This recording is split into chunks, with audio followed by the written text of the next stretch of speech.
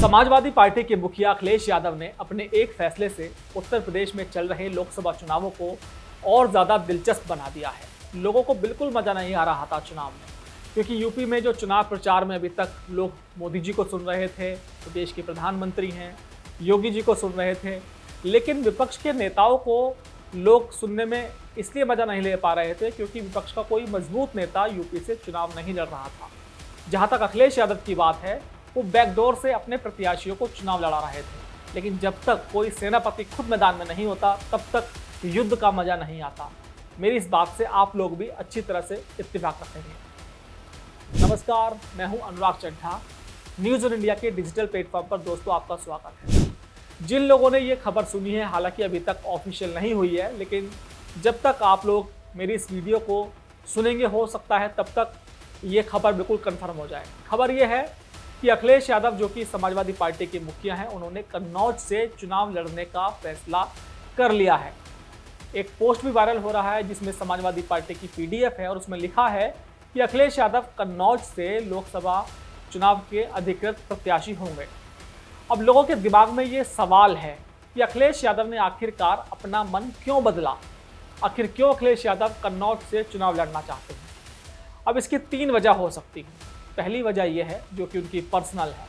कहीं अखिलेश यादव ने भावना में बहकर तो कन्नौज से चुनाव लड़ने का फैसला नहीं लिया। अब आप सोचेंगे कि आखिर भाई समाजवादी पार्टी के इतने बड़े नेता हैं, मुखिया हैं, उत्तर प्रदेश के मुख्यमंत्री भी रह चुके हैं, आखिर वो भावना में आकर फैसला क्यों लेंगे। दोस्तों, अखिलेश यादव के बारे में जहाँ तक मैं जानता हूँ, वो एक कुशल राजनीतिज्ञ होने के साथ साथ थोड़ा भावनात्मक वो कई बार फैसला लेते हैं। और वो भावनात्मक एंगल ये है कि सुब्रत पाठक, जो कि भारतीय जनता पार्टी के सांसद हैं, उन्होंने उनकी पत्नी को 2019 में चुनाव में हराया था। तो हो सकता है कि अखिलेश यादव अपनी पत्नी की हार का बदला सुब्रत पाठक से लेना चाहते हों। ये एक एंगल हो सकता है। दूसरा एंगल जो मेरी समझ में आता है, मेरी बहुत नेताओं से बात हुई तो उन नेताओं ने मुझे बताया कि जो उत्तर प्रदेश में लोकसभा चुनाव चल रहे हैं, यहाँ पर मोदी योगी के सामने कोई गठबंधन का मजबूत नेता चुनाव ही नहीं लड़ रहा। अखिलेश यादव बैकडोर से अपने प्रत्याशियों को चुनाव लड़ते नजर आते हैं। तो जो गठबंधन वाले नेता हैं, उनकी आपस में बातचीत हुई होगी, क्योंकि राहुल गांधी, जो कि प्रधानमंत्री बनने का सपना देख रहे हैं, देश की सबसे बड़ी पार्टी है, वो खुद वायनाड जाकर चुनाव लड़ रहे हैं। हो सकता है अमेठी से भी वो चुनाव लड़ें, लेकिन अभी तक ये कन्फर्म नहीं है कि वो उत्तर प्रदेश से चुनाव लड़ेंगे नहीं लड़ेंगे। तो ऐसे में जो गठबंधन के सबसे बड़े नेता उत्तर प्रदेश में हैं, वो अखिलेश यादव हैं। भले ही राहुल गांधी की पार्टी बड़ी है, देश की पुरानी पार्टी है, वो एक पूर्व अध्यक्ष रह चुके हैं राष्ट्रीय पार्टी के, लेकिन आज भी उत्तर प्रदेश के लिहाज से अखिलेश यादव का जो कद है वो बहुत बड़ा है।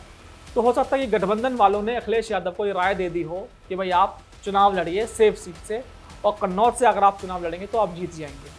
तो हो सकता है गठबंधन वालों की बात में आकर अखिलेश यादव ने चुनाव लड़ने का फैसला ले लिया हो। अब जो तीसरा एंगल है, उस पर भी लोग चर्चा कर रहे हैं। देखिए, समाजवादी पार्टी का जो झगड़ा है, ये सभी को मालूम है कि पार्टी में अंदर खाने बहुत ज़्यादा कलेश है। भले ही प्रोफेसर रामगोपाल या शिवपाल यादव आज एक मंच पर नजर आते हैं, अखिलेश यादव ने परिवार को बिल्कुल ठीक करने की बात कही हो, लेकिन आज भी परिवार में इस बात की चर्चा है कि बदायूं से शिवपाल यादव को अखिलेश यादव चुनाव लड़ाकर निपटाना चाहते थे। इसके अलावा तेज प्रताप यादव को उन्होंने कन्नौज से इसलिए टिकट दे दिया ताकि वो सुब्रत पाठक के सामने चुनाव हार जाएं। और खुद सुब्रत पाठक इस बात को कह रहे थे कि उनके सामने तेज प्रताप यादव बहुत ही हल्के कैंडिडेट हैं और वो 11 बजते ही चुनाव हार जाएंगे। लेकिन अब परिवार एकजुट हुआ होगा। अब उनको लगता है कि अखिलेश यादव को यहीं निपटा दिया जाए। ये मैं नहीं कह रहा हूँ, समाजवादी पार्टी के परिवार में चर्चा है। जो अखिलेश यादव के बहुत करीबी लोग हैं, उन्होंने इस तरह का माहौल बनाया है। लेकिन अखिलेश यादव बहुत कॉन्फिडेंट हैं अगर वो कन्नौज से चुनाव लड़ेंगे तो, क्योंकि उनकी एक पर्सनल टीम है जो कन्नौज में लगातार काम करती है। उनका मानना है कि अगर अखिलेश यादव यहाँ से चुनाव लड़ेंगे तो 100% चुनाव जीतेंगे, क्योंकि वहाँ पर जो अखिलेश यादव के पुराने लोग हैं, चाहे वो ब्राह्मण समाज के लोग हों, मुस्लिम समाज के हों, दलितों में हों, या जो रेखा आर्य है जो कि लोधी जो राजपूत होते हैं, उनमें उनकी बहुत अच्छी पकड़ है। और जब कोई परिवार का और व्यक्ति चुनाव लड़ता है तो अखिलेश यादव उस वोट बैंक को यहाँ पर ट्रांसफ़र नहीं करवा पाते। लेकिन अखिलेश यादव को अपने काम पर, अपने व्यवहार पर, अपनी दोस्ती पर बहुत भरोसा है। अखिलेश यादव ने ये फैसला भले ही किसी के बहकावे में आकर लिया हो, या गठबंधन धर्म की बात में आकर लिया हो या भावना में बहकर लिया हो, लेकिन अखिलेश यादव इस बात को अच्छी तरह से जानते हैं कि अगर वो इस चुनाव में हार गए तो बहुत बड़ा डैमेज उनको होगा। और सुब्रत पाठक जो हैं, जो वहाँ के सांसद हैं, भले ही वो कॉन्फिडेंट हैं कि भाई अखिलेश यादव के सामने चुनाव लड़कर उनको मज़ा आएगा, कांटे की टक्कर यहाँ पर होगी और वो चुनाव जीतेंगे, तो चुनाव उनके लिए भी आसान नहीं होगा। भले ही 2019 में जो कॉकटेल गठबंधन था उसके बावजूद कन्नौज से जो डिम्पल यादव चुनाव नहीं जीत पाई, मुस्लिम, दलित और भी यादव वोट बैंक था वहाँ पर, वो उनको मिला, उसके बावजूद वो चुनाव हार गई। लेकिन सच्चाई ये है कि जो बसपा का जो वोट था वो कभी वहाँ पर ट्रांसफ़र हो भी नहीं पाया।